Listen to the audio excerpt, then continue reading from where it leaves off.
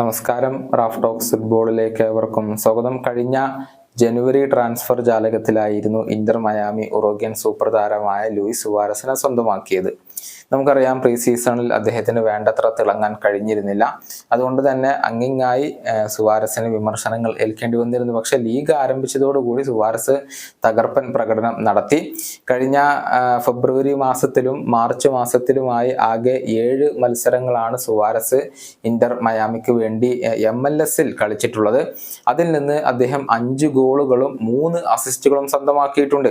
അതായത് ആകെ 8 ഗോൾ പങ്കാളിത്തങ്ങൾ അദ്ദേഹത്തിന് വഹിക്കാൻ കഴിഞ്ഞു എന്നുള്ളതാണ്. ഇപ്പോഴത്തെ അദ്ദേഹത്തെ അർഹിച്ച ഒരു പുരസ്കാരം തേടിയെത്തിയിട്ടുണ്ട്. അതായത് ഫെബ്രുവരി മാർച്ച് മാസത്തിലെ ഏറ്റവും മികച്ച MLS താരത്തിനുള്ള പ്ലെയർ ഓഫ് ദി മന്ത് പുരസ്കാരമാണ് ഇപ്പോൾ ഈ ഒരു ഉറുഗ്വൻ സൂപ്പർ താരം സ്വന്തമാക്കിയിട്ടുള്ളത്. ഒഫീഷ്യൽ പ്രഖ്യാപനം ഇപ്പോൾ വന്നു കഴിഞ്ഞു. അദ്ദേഹത്തിന്റെ ഈ ഒരു തകർപ്പൻ പ്രകടനം തന്നെയാണ് അതിന് കാരണമായിട്ടുള്ളത്.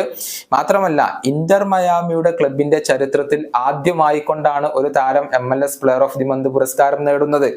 അങ്ങനെ ഒരു ചരിത്രം കുറിച്ചിരിക്കുകയാണ് ഇപ്പോൾ ലൂയിസ് സുവാരസ്. നമുക്കറിയാം, ലയണൽ മെസ്സി മികച്ച പ്രകടനം നടത്തിയിരുന്നു. മെസ്സി 3 മത്സരങ്ങൾ കളിച്ചിരുന്നു MLS-ൽ. 3 ഗോളുകളും 1 അസിസ്റ്റും അദ്ദേഹം സ്വന്തമാക്കിയിരുന്നു. പക്ഷെ പിന്നീട് അദ്ദേഹം പരിക്ക് കാരണം ചില മത്സരങ്ങൾ അദ്ദേഹത്തിന് നഷ്ടമായി. പക്ഷെ അപ്പോഴൊക്കെ സുവാരസ് മികച്ച പ്രകടനം നടത്തുകയും ചെയ്തിട്ടുണ്ട് എന്നുള്ളതാണ്.